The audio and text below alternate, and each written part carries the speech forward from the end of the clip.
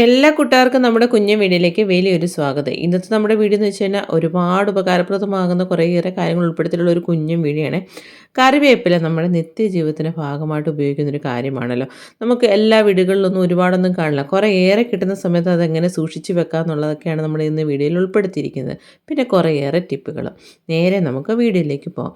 യാത്ര പോകുന്ന സമയത്ത് നമ്മൾ ഇതുപോലൊരു ചെറിയ ടീഷർട്ട് കൈ കരുതുകയാണെങ്കിൽ സീറ്റിൽ ഇതാണ്ട് ഇതുപോലെ ഫോണിൻ്റെ കവർ ഉള്ളിലോട്ട് വെച്ചിട്ട് ഫോൺ ഇതുപോലെ വെച്ച് കൊടുക്കുകയാണെങ്കിൽ നല്ല ഫിക്സ് ആയിട്ടിരിക്കും. അത് തറയിലെങ്ങും വീടില്ല കേട്ടോ.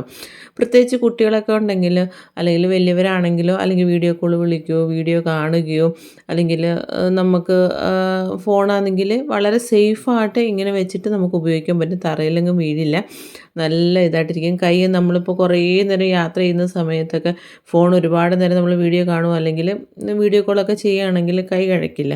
അങ്ങനൊരു പ്രശ്നം വരുത്തുമില്ല. വളരെ സേഫായിട്ട് തന്നെ ഫോൺ ഈ ഒരു സീറ്റിൽ ഇങ്ങനെ ഇരിക്കുകയും ചെയ്യും. ട്രൈ ചെയ്ത് നോക്കാൻ മറക്കല്ല. അതുപോലെ കമ്പിളി നാരങ്ങ.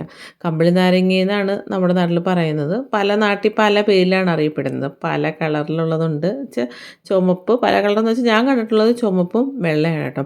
അത് പക്ഷേ നമ്മൾ കത്തി ഉപയോഗിച്ചിട്ട് ഡയറക്റ്റ് ഇങ്ങനെ കട്ട് ചെയ്യുകയാണെങ്കിൽ നല്ല കയ്പ്പ് തോന്നും. പക്ഷേ കത്തി നമ്മൾ ആ ഒരു നാരങ്ങയിൽ തൊടാത്ത രീതിയിൽ രണ്ട് സൈഡും കട്ട് ചെയ്തിട്ട് ഓരോന്നായിട്ട് ഇങ്ങനെ നമുക്ക് ഈ കത്തി ഉപയോഗിച്ചിട്ട് പുറമേ ഇങ്ങനെ ഒന്ന് പൂന്തി കൊടുത്താൽ കൈ കൊണ്ട് ഇങ്ങനെ ഇളക്കിയെടുക്കാൻ പറ്റും അല്ലികളായിട്ട്. അത് നമ്മൾ സാധാരണ അങ്ങനെ തന്നെ കഴിക്കുന്നതായിരിക്കും മിക്ക ആൾക്കാർക്കും ഇഷ്ടം. സാധാരണ നമ്മൾ മാങ്ങയ്ക്ക് കഴിക്കുന്ന പോലെ തന്നെ ഉപ്പ്, മുളക് പൊടി, ലേശം വെളിച്ചെണ്ണയും ചേർത്തിട്ട് ഈ ഒരു കമ്പിളി നാരങ്ങ കഴിക്കണം കേട്ടോ. നല്ല ടേസ്റ്റാണ്. അധികം പുളിയില്ലാത്ത കമ്പിളി നാരങ്ങയാണ്. ചെറിയ പുളി, നല്ല മധുരം, അത്യാവശ്യം എരിയും, വെളിച്ചെണ്ണയുടെ ഒരു ഫ്ലേവറും കൂടി വരുമ്പോൾ അടിപൊളിയായിരിക്കും. ഇനി നമ്മൾ പറയാൻ വരുന്നതെന്ന് വെച്ച് കഴിഞ്ഞാൽ കുരുമുളക് അല്ലെങ്കിൽ നല്ല മുളക്. പൊന്നും വിലയാണ് ഇപ്പോഴും. അന്നേരം ഇപ്പോഴും നല്ല എപ്പോഴും നല്ല ഡിമാൻഡുള്ളൊരു കാര്യമാണ്. അന്നേരം കുരുമുളക് ഇപ്പം പറിക്കുന്നൊരു സമയമാണ്. നമ്മൾ സാധാരണ വിൽക്കാൻ ഉദ്ദേശിക്കുന്നവരൊക്കെ ആണെങ്കിൽ അതിന് നല്ല ഡിമാൻഡ് കിട്ടണമെന്ന് വെച്ച് കഴിഞ്ഞാൽ നല്ല മുളകായിരിക്കണം. അതുപോലെ അതിൻ്റെ കളറ് കറുത്ത മുത്താണ് അല്ലെങ്കിൽ കറുത്ത പൊന്നാണല്ലോ. അതിന് ആ ഒരു നല്ല കളറ് കിട്ടാനും വേണ്ടി ചെയ്യാൻ പറ്റുന്നതെന്ന് വെച്ച് കഴിഞ്ഞാൽ നമ്മൾ ഇതൊന്ന് നല്ല ചൂട് വെള്ളത്തിൽ ഇട്ടിട്ട് അതിങ്ങനെ അന്നേരം തന്നെ ഒന്ന് വാട്ടിയെടുക്കണം. ഒരുപാടങ്ങ് വെന്ത് പോകേണ്ട ആവശ്യമില്ല, വാട്ടിയെടുത്താൽ മതി. അതുമാത്രമല്ല, ഇങ്ങനെ ചെയ്യുമ്പം നമ്മൾ ഈ മുളക് പറിക്കുന്ന സമയത്തുണ്ടാകുന്ന അഴുക്കും കാര്യങ്ങളൊക്കെ അങ്ങനെ പോവുകയും ചെയ്യും. പിന്നെ നമ്മൾ നല്ലൊരു തുണിയിലിട്ട് ഉണക്കി എടുത്താൽ മതി. പിന്നെ അത് കഴുകേണ്ട ആവശ്യമൊന്നുമില്ല. ഇതുപോലെ നമ്മളൊന്ന് വാട്ടിയെടുത്തിട്ടുണ്ട്. പെട്ടെന്ന് ഉണങ്ങാനും നല്ലതാണ് കേട്ടോ.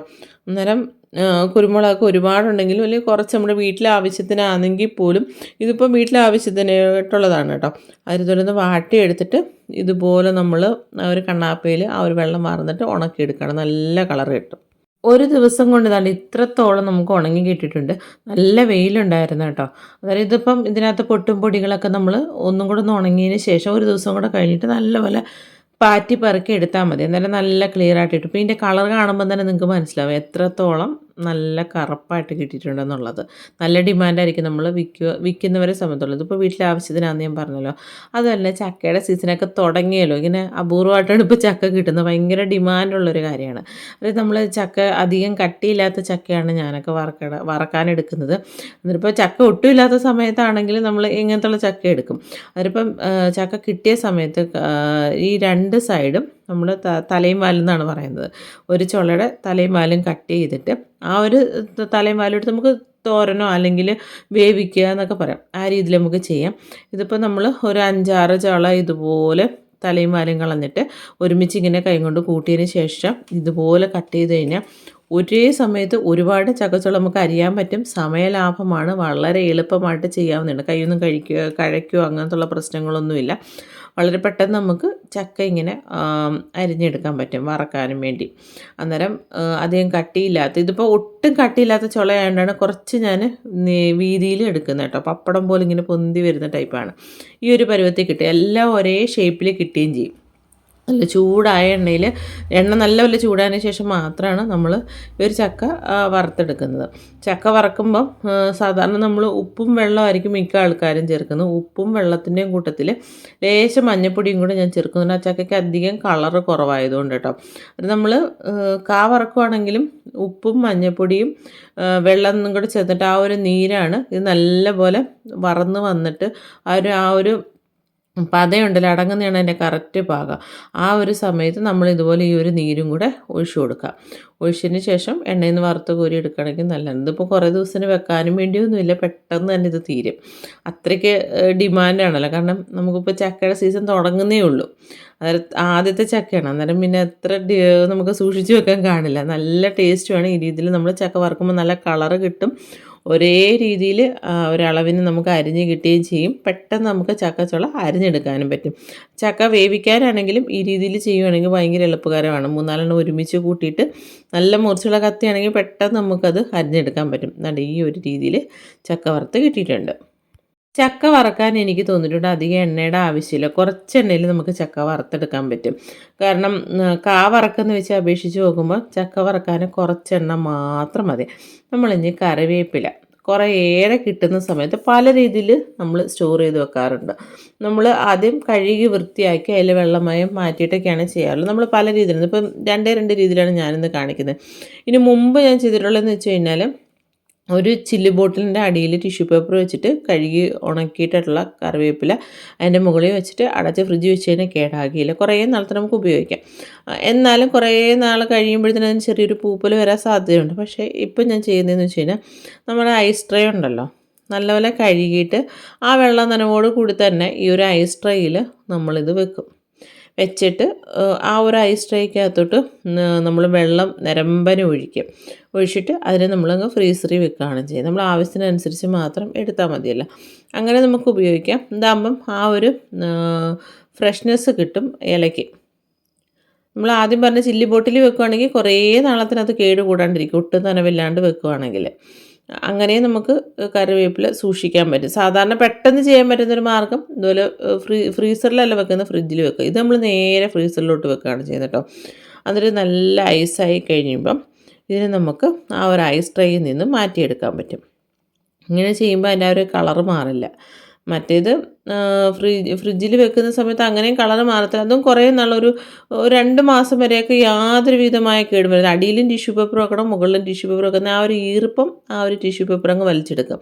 ഇതിപ്പോൾ നമ്മൾ ഐസ് ട്രേക്കകത്ത് വെച്ചതിനെ ഓരോരോ ക്യൂബായിട്ട് നമുക്ക് സെപ്പറേറ്റ് എടുത്ത് വെക്കാൻ പറ്റും. ഇതുപോലെ ഒരു ബോക്സിനകത്താക്കിയിട്ടോ അല്ലെങ്കിൽ ഒരു സിപ്ലോ കവറോ ഏതെങ്കിലും ഒരു കവറിനകത്താക്കിയിട്ട് ഫ്രീസറിൽ തന്നെ സൂക്ഷിക്കുക. ഇതാകുമ്പോൾ സെപ്പറേറ്റ് ഇരിക്കുമല്ലോ.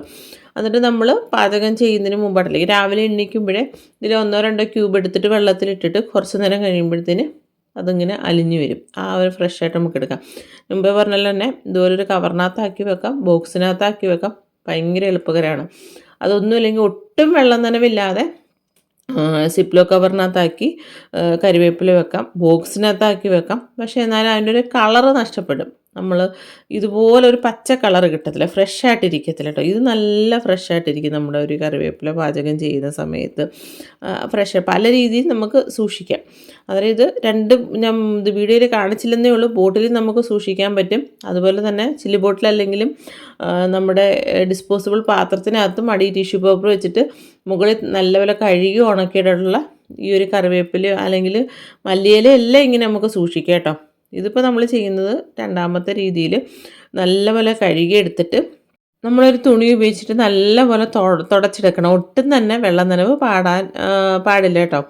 അന്നേരം ഇത് നമ്മൾ നല്ല രീതിയിൽ ഇരിക്കട്ടെ, ഇതുപോലെ തന്നെ ഇരിക്കും. ഫ്രീസറിൽ സൂക്ഷിക്കണം. നല്ല ചൂടെണ്ണയിൽ, കുറച്ചെണ്ണയാലും മതി. ഇതിപ്പോൾ ഞാൻ അച്ചാറിടാൻ എടുത്ത എണ്ണയാണ് കേട്ടോ. അന്നേരം ആ ഒരു എണ്ണയിലോട്ട് ആദ്യം ചെയ്യുമ്പോൾ ആ ഒരു ഫ്ലേവർ ആ മീനിനകത്തും കാണുമല്ലോ. പെട്ടെന്ന് ഇനി വറുത്ത് കോരണം, ഒരുപാട് കരിഞ്ഞു പോകരുത്. ഇതിനകത്ത് ആ ഒരു പച്ച മണം നഷ്ടപ്പെടരുത്. കാരണം അതിൻ്റെ ഒരു മണവും രുചിയൊക്കെ ആ എണ്ണയായിട്ട് കലരുന്നതിന് മുമ്പ് തന്നെ നമ്മളിത് എന്നാൽ നല്ല വറക്കുകയും വേണം. പെട്ടെന്ന് ഇല ആയതുകൊണ്ട് തന്നെ വറുത്ത് കോരി എടുക്കാൻ പറ്റില്ലോ. എണ്ണയിൽ നിന്ന് നമുക്കിത് വറുത്ത് കോരിയിട്ട് ഒന്ന് ചൂടാറിയതിന് ശേഷം ഏതെങ്കിലും ബോക്സിനകത്താക്കിയോ അല്ലെങ്കിൽ ടിന്നിനകത്താക്കിയൊക്കെ നമുക്ക് ഫ്രിഡ്ജിൽ സൂക്ഷിക്കാം. ഫ്രീസറിൽ സൂക്ഷിക്കണമെന്ന് ആവശ്യമില്ല. ഇത് എത്ര നാൾ കഴിഞ്ഞാലും ഇതിങ്ങനെ വെള്ളം നനവില്ലാണ്ട് വറുത്ത് കോരിയതായതുകൊണ്ട് കേടാവില്ല കേട്ടോ. നിത്യജീവിതത്തിൽ ഉപകാരപ്രദമാകുന്ന കുറച്ച് കാര്യങ്ങൾ ഉൾപ്പെടുത്തിയിട്ടുള്ള ഒരു കുഞ്ഞു വീഡിയോ ആയിരുന്നു കേട്ടോ. അന്നേരം വീഡിയോ ഇഷ്ടപ്പെട്ട ലൈക്ക് ചെയ്യാൻ മറക്കരുത്. വീഡിയോയെക്കുറിച്ചുള്ള നിങ്ങളുടെ വിലയേറിയ അഭിപ്രായങ്ങളും നിർദ്ദേശങ്ങളും താഴെ കമൻറ്റുകളായിട്ട് രേഖപ്പെടുത്താനും മറക്കരുത് കേട്ടോ. അതിന് എപ്പോഴും പറയുന്ന പോലെ എല്ലാ കുട്ടികൾക്കും നല്ലൊരു ദിവസം ആശംസിക്കുന്നു. ഇനിയും നല്ല നല്ല വ്യത്യസ്തങ്ങളായിട്ടുള്ള വീഡിയോകളായിട്ട് നമുക്ക് കണ്ടുമുട്ടാം. അതുവരെ എല്ലാ കുട്ടികൾക്കും ഹൃദയത്തിൻ്റെ ഭാഷയിൽ നന്ദി, നമസ്കാരം. നമ്മുടെ ചാനൽ ഇഷ്ടപ്പെടുവാണെങ്കിൽ ഒന്ന് സബ്സ്ക്രൈബ് ചെയ്ത് സപ്പോർട്ട് ചെയ്യാൻ മറക്കരുതേ. അതിൽ ഇത്രയേ ഉള്ളൂ. കറിവേപ്പില നമ്മൾ ഒരുപാട് രീതിയിൽ സൂക്ഷിക്കാം. പക്ഷേ ഈ ഒരു രീതിയിലാണെങ്കിൽ കുറേ നാളത്തേന് കേടാകില്ല കേട്ടോ. കുറേയേറെ കിട്ടും. പുറത്തോട്ടൊക്കെ പോകുന്നവരാണെങ്കിൽ ഇങ്ങനെ ചെയ്തിട്ട് ഒട്ടും വായു കയറാതെ ഒരു സിപ്ലോ കവറിനകത്താക്കി ഫ്രിഡ്ജിൽ സൂക്ഷിച്ചാൽ മതി. വേണമെങ്കിൽ ഫ്രീസറിൽ സൂക്ഷിച്ചാലും കുറേയേറെ ഉണ്ടെങ്കിൽ കേട്ടോ കേടാകില്ല. ട്രൈ ചെയ്ത് നോക്കിയിട്ട് അഭിപ്രായം പറയണേ.